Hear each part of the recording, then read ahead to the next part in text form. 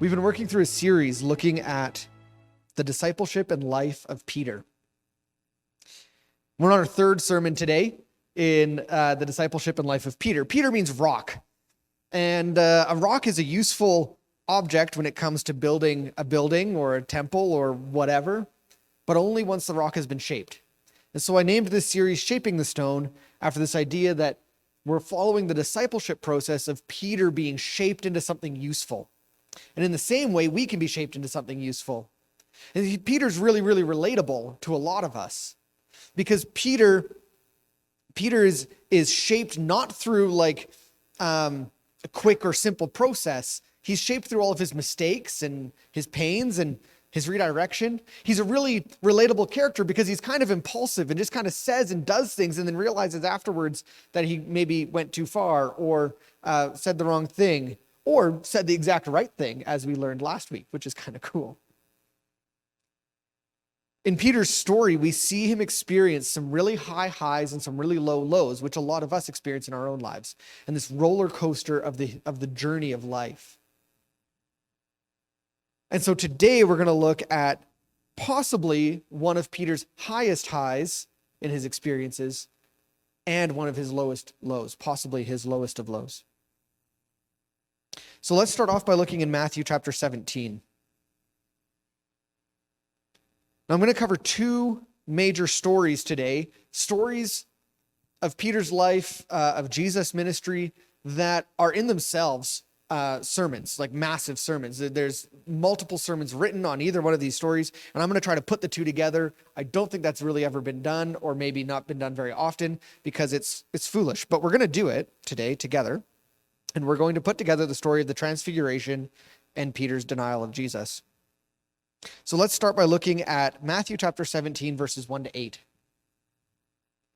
After 6 days, Jesus took with him Peter, James, and John, the brother of James, and led them up a high mountain by themselves. There he was transfigured before them. His face shone like the sun, and his clothes became as white as the light. Just then there appeared before them Moses and Elijah talking with Jesus. Peter said to Jesus, "Lord, it is good for us to be here. If you wish, I will put up 3 shelters, one for you, one for Moses, and one for Elijah."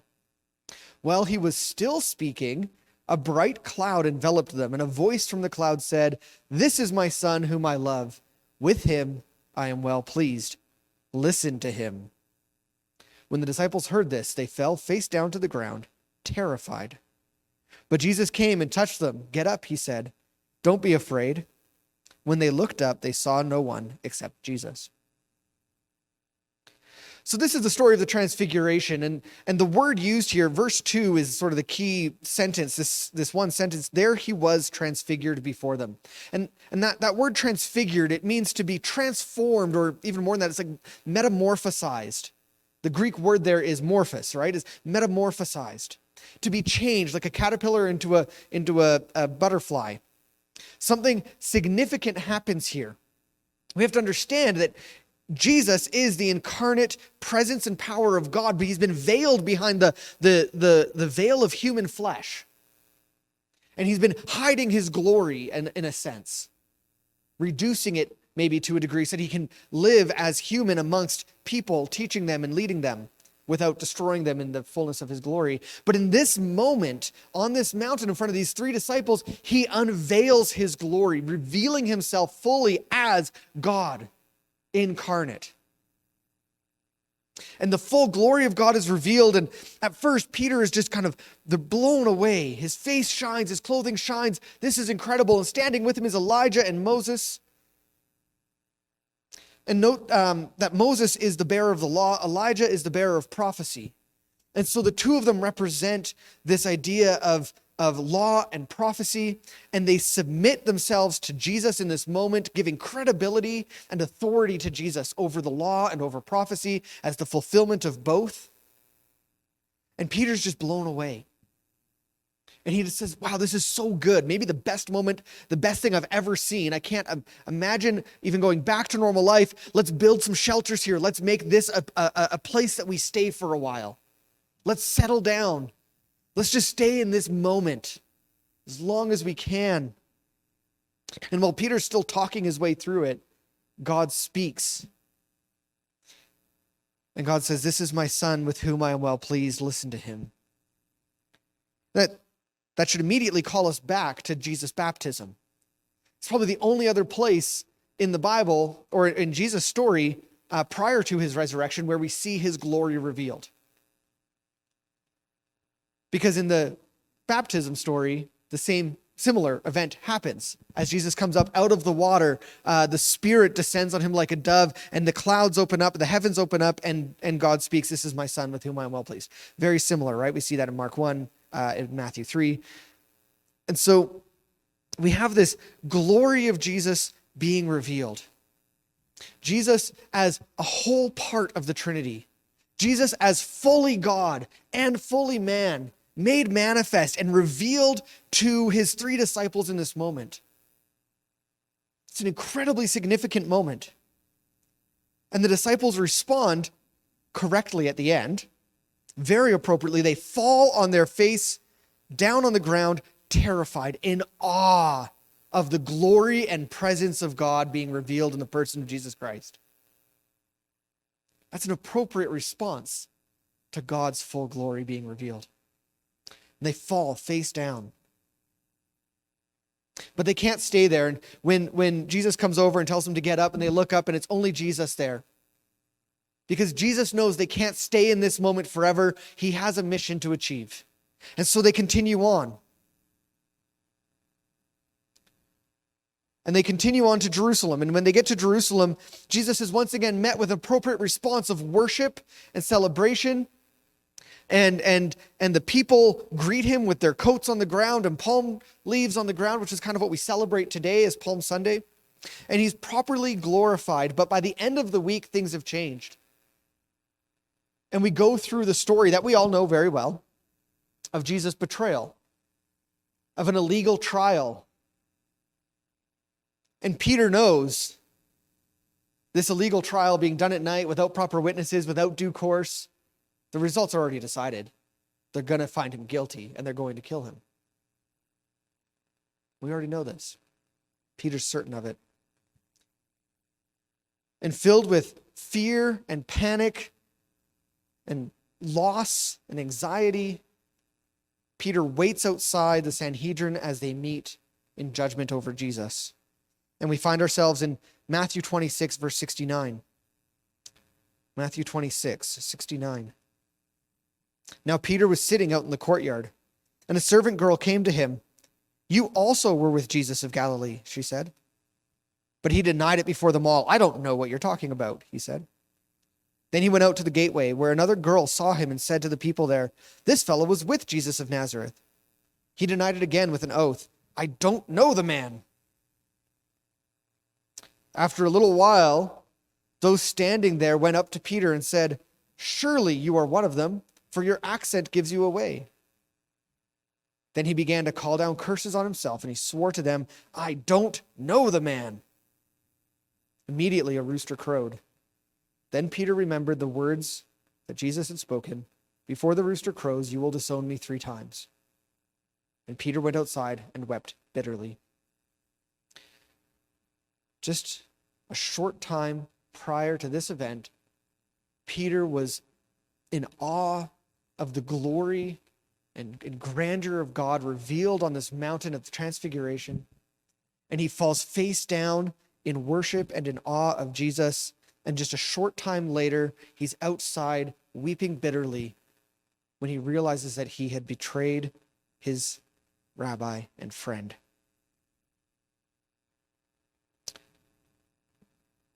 Why?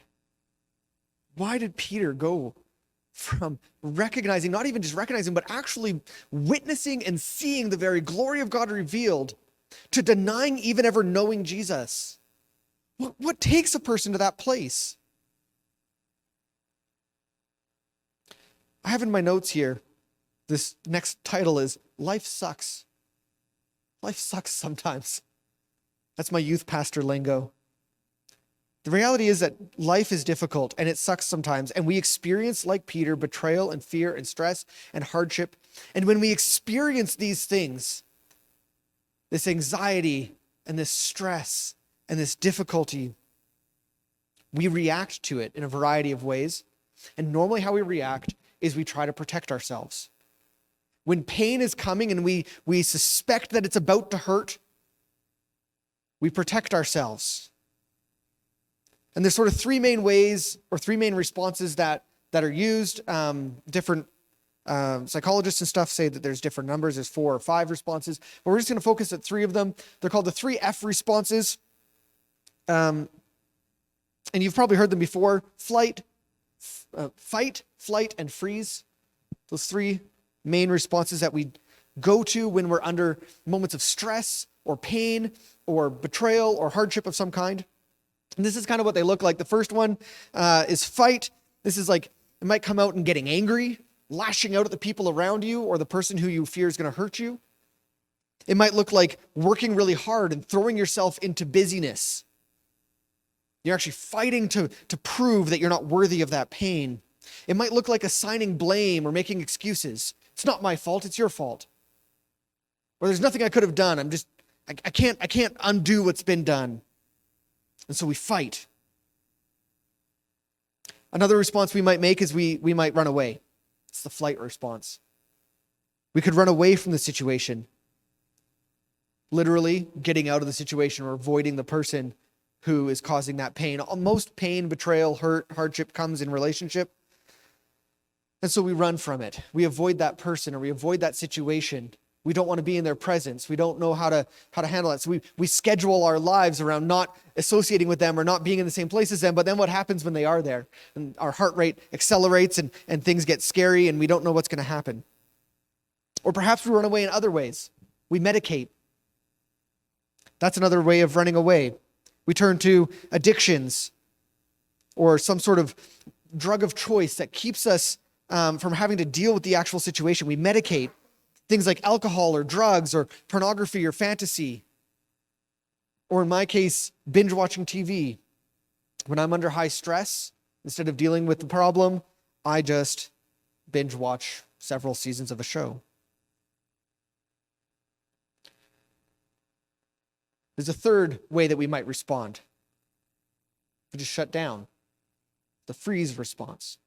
You just shut down completely. You shut off emotionally, or you find a place that you can go and hide out and be alone. Maybe in your bedroom or a quiet space, but you're not there just to recuperate and regenerate your energy. You're there to hide from your problems. You tuck yourself away or you detach emotionally or relationally from everybody around you. You shut down, you cease to function. We move to these survival techniques. Ways that we have learned, and we usually learn these from our childhood or from our parents. That's where I learned my survival techniques for sure. And for Peter, in this moment at the betrayal of Jesus and this illegal trial that's going on, he's under extreme stress. He's under a ton of fear. He is terrified of the coming pain that he's about to experience at the loss of his friend and rabbi. He knows that's going to hurt, and he defaults to these survival techniques. And he denies even ever knowing Jesus because that will probably hurt him less than if he has to watch his Savior die or watch his rabbi die. At least that's what he thinks. That's the belief that he's holding to. He would rather deny ever knowing him than actually experience the pain of losing him. But when Peter does this, he makes a great mistake. Because in the moment of stress and fear and anxiety and betrayal, he completely forgets and loses sight of who it is that Jesus has revealed himself to be. He forgets the transfiguration. He forgets this incredible moment of God's glory being revealed because at that moment, when we're in high anxiety or high stress or fear, we become incredibly self-focused and we forget truths that we know. Like the truth that Jesus has revealed himself in the full glory and knowledge of God.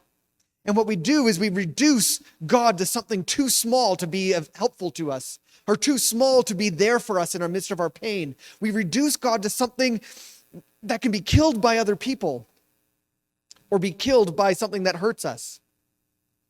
As if I can survive my pain, but Jesus wouldn't be able to.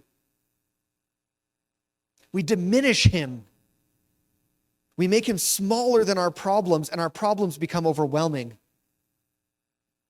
And processing our hurt and pain and hardship for real, that's just too hard. And so we avoid it, or we fight, or we just freeze up.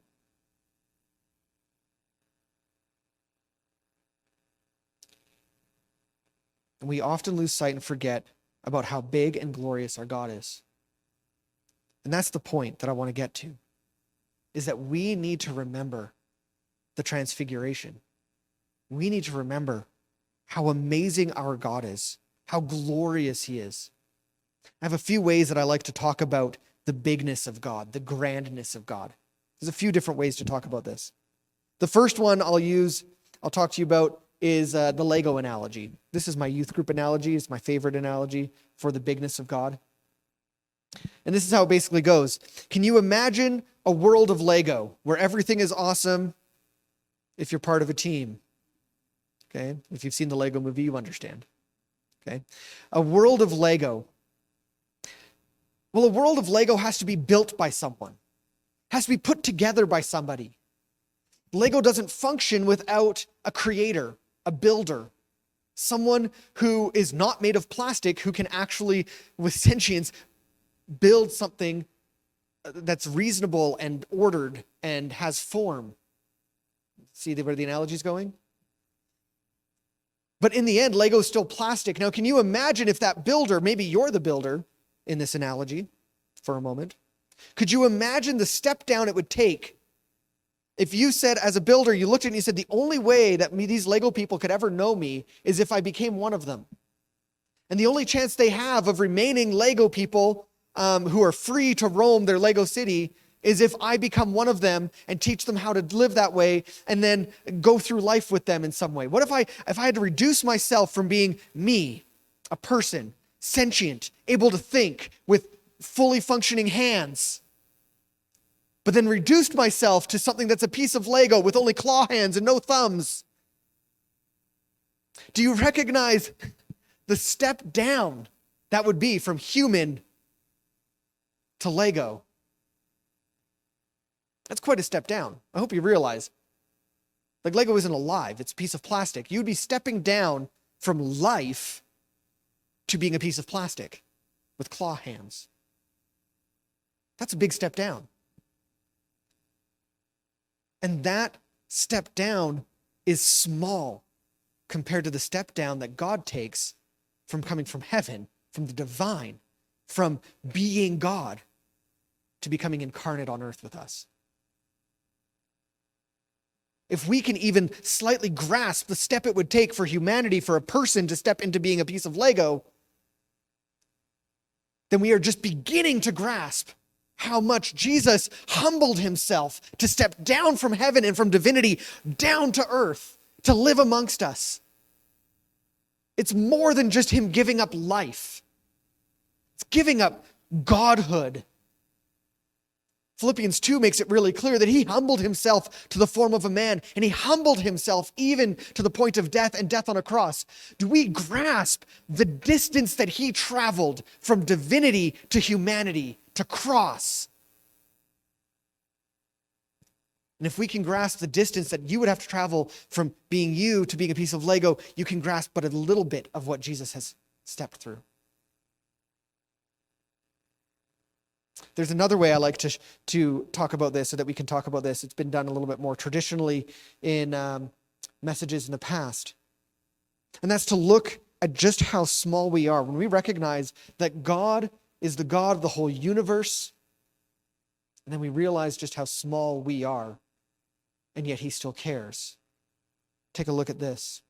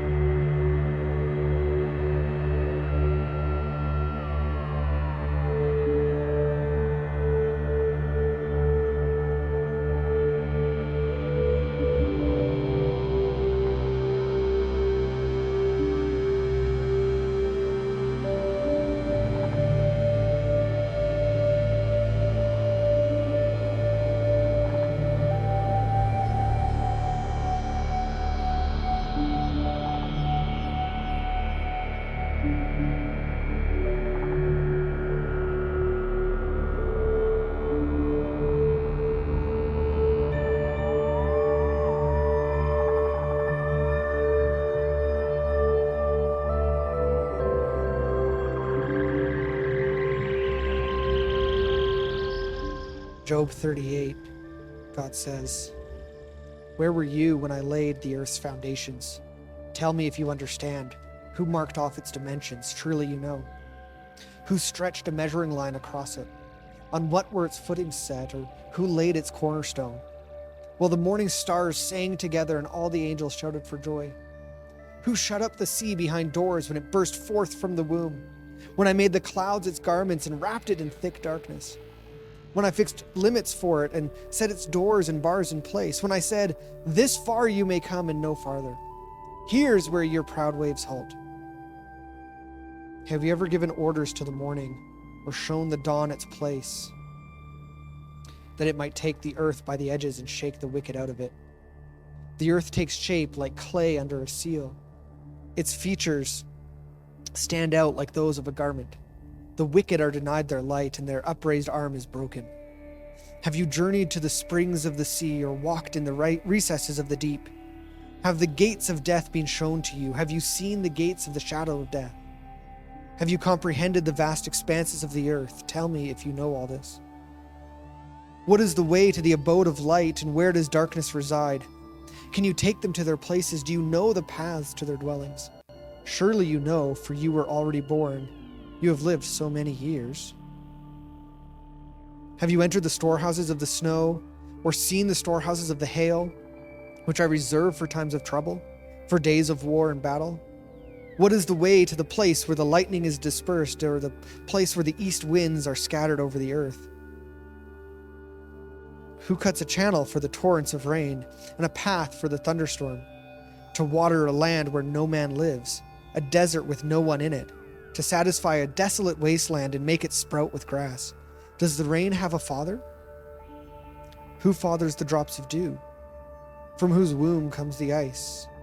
Who gives birth to the frost from the heavens, when the waters become hard as stone, when the surface of the deep is frozen? Can you bind the beautiful Pleiades? Can you loose the cords of Orion? Can you bring forth the constellations in their season, or lead out the bear with its cubs? Do you know the laws of the heavens? Can you set up God's dominion over the earth?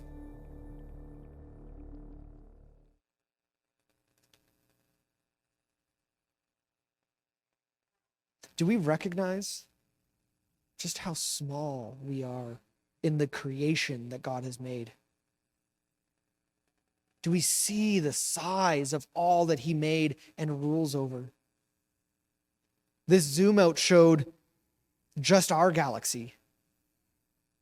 There's hundreds, thousands of more galaxies just within the known universe. And the known universe is only 96 billion light years across. Meaning it would take 96 billion years for light to travel from one side to the other side of the known universe. Never mind the rest of the universe that's still unknown, that they say is even bigger. I had a number, but I've forgotten it and I didn't write it down. Do we recognize just how tiny we are in the scope? When we say that God is is Lord of all creation, do we realize the scope of creation? Just how big that is. In Job, it's a story of this guy who's having a bit of a rough time. If you've ever read the story of Job, you'd understand. It's a bit of a rough time. A couple bad things happened. He lost everything: his family, his health, everything he owned. He was quite literally a sick guy sitting on a pile of ashes, and that's all that he had to him. And he calls out to God, "God, why did this happen to me? Why have you allowed this punishment to come upon me?" And God's response was what I was reading there in Job 38. And I normally read it a little more aggressively. At the start of that, it says, "Brace yourself like a man, for I will question you and you will answer me." And then this has a bit of a tone of sarcasm, not sarcasm, but like aggression, maybe, like God's kind of putting Job in his place. But what God does in this, and it continues on beyond where I stopped. It's like all of 38, most of 39. And it's repeated again later in, I think, 41. Anyways, in this, what God is doing is he's revealing to Job just how big he is. He's showing Job that yes, these problems you're facing, this hardship that you're going through, this terrible season of suffering is bad. It's suffering. But you've lost perspective on how big of a God it is that you claim to worship. The God who set the very foundations of the earth, who demands and controls the weather and the storms, who causes rain even to fall on desolate wastelands where nobody lives. The God who controls the cosmos.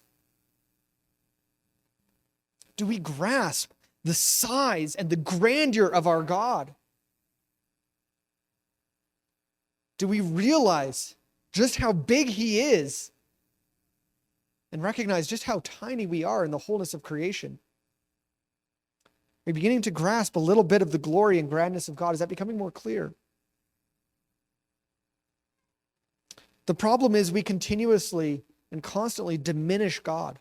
We make him small, make him something that can be defeated or that our problems are bigger than, that can be killed by man. We reduce God. And even worse, we reduce him when we lie to ourselves. And we lie to ourselves in this way: I have nothing to offer, or I'm unworthy of love, or no one will love me, or I have no value.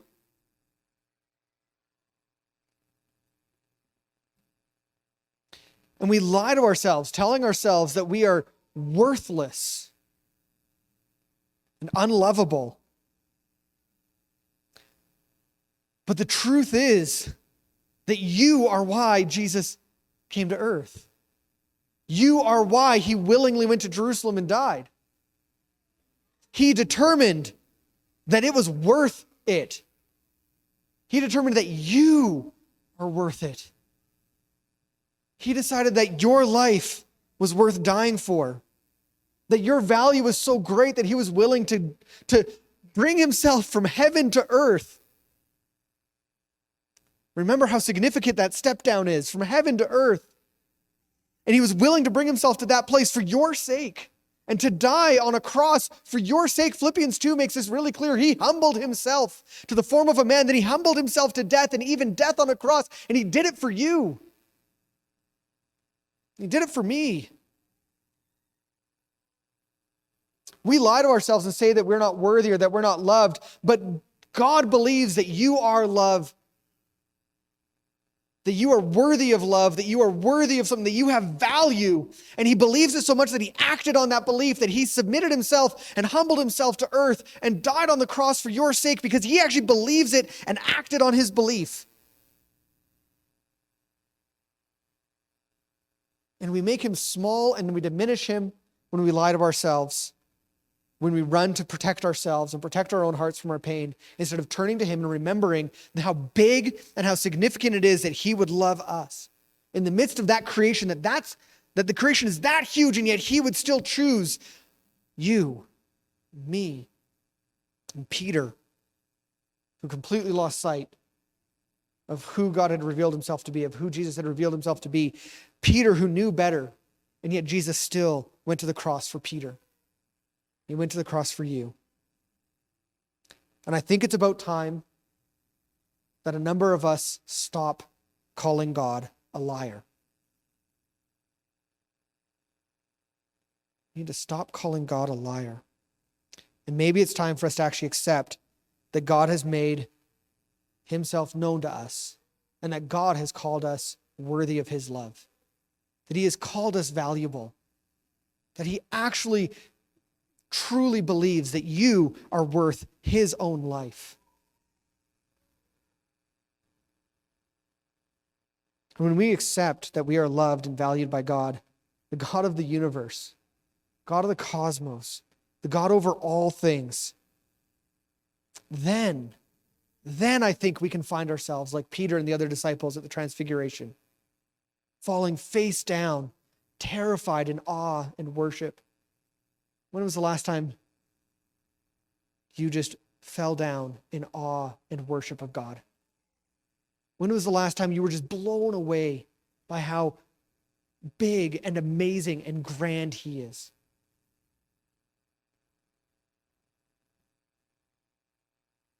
The God who loves us impossibly. It just makes no sense. It's almost unfathomable. but it begins with understanding just how big of a God it is that we worship, that we believe in, and who has revealed himself to us.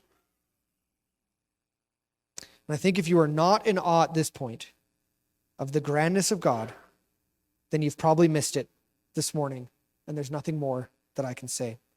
So let's pray.